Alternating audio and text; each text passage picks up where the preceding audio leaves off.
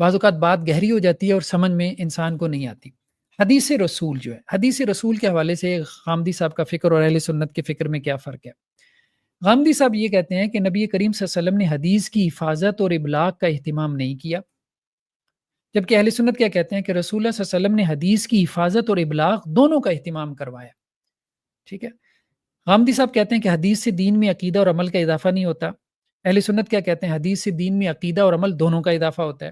غامدی صاحب کہتے ہیں حدیث سے مستقل بذات دین ثابت نہیں ہوتا، مستقل بذات دین، یہ جملہ اہم ہے۔ اہل سنت کہتے ہیں کہ حدیث سے مستقل بذات دین ثابت ہوتا ہے۔ ان چیزوں کو ہم کھولتے ہیں آگے چل کے نا، ایک بس اوور ویو لے لیں۔ سنت رسول کے بارے میں غامدی صاحب کہتے ہیں سنت کی ابتدا ابراہیم علیہ السلام سے ہوتی ہے، اہل سنت کہتے ہیں سنت کی ابتدا نبی کریم صلی اللہ علیہ وسلم سے ہوتی ہے۔ غامدی صاحب کہتے ہیں سنت محض عمل ہوتی ہے، اہل سنت کہتے ہیں کہ نہیں، سنت تین چیزیں ہیں، آپ علیہ السلام کا قول بھی، آپ کے ایکشنز بھی، اور آپ کی تقریر سائلنٹ اپروول بھی، یہ تینوں سنت ہیں۔ غامدی صاحب کہتے ہیں کہ سنت اجماع اور تواتر عملی سے ثابت ہوتی ہے، اہل سنت کیا کہتے ہیں سنت حدیث سے ثابت ہوتی ہے، یعنی سنت ہمیں حدیث میں ملے گی، اور حدیث کیا ہے کتب حدیث میں۔ اجماع امت، فطرت، سابقہ، صحف سماویہ۔ غامدی صاحب کی فکر کیا ہے کہ اجماع صرف دین کی روایت میں حجت ہے، دین کی روایت میں،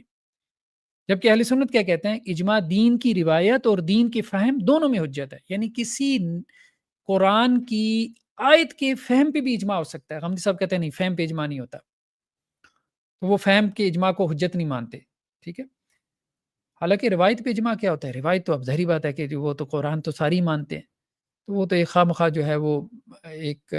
آپ کہہ لیں کہ جی ایک اضافی بات کی ہوئی ہے کہ جی ہم جو ہے وہ اجماع کے قائل ہیں۔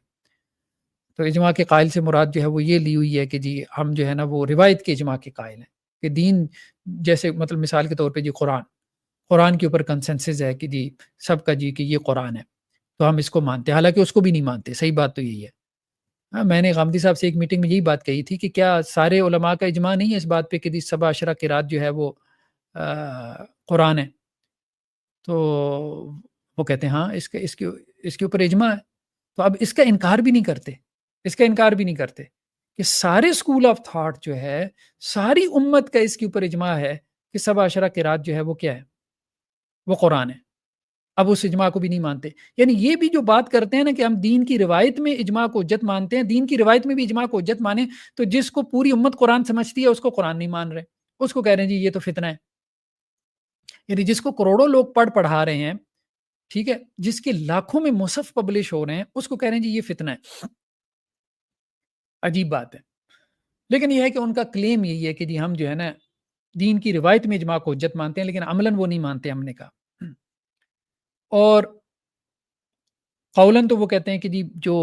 روایت کا فہم ہے تو اس پہ تو اجماع وہ تو ویسے ہی نہیں مانتے۔